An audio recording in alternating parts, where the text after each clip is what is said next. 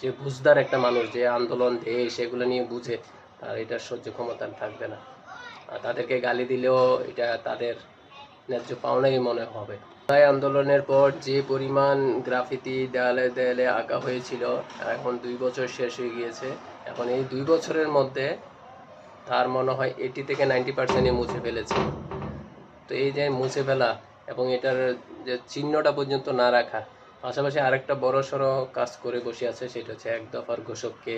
এবং এই যে আন্দোলনটা হয়েছে সেটাতে পথে ঘাটে রাস্তায় যেখানে যে আন্দোলনগুলো মিছিলগুলো হয়েছে বা মারামারিগুলো হয়েছে, সব কিছুতে কার ভূমিকা ছিল সব নিয়ে একটা দল যে পরিমাণ হিপোক্রেটিক কাজ করতেছে, মানে এটা সহ্য করার ক্ষমতা মনে হয় যে বুঝদার একটা মানুষ, যে আন্দোলন দেশ এগুলো নিয়ে বুঝে, তার এটার সহ্য ক্ষমতা থাকবে না।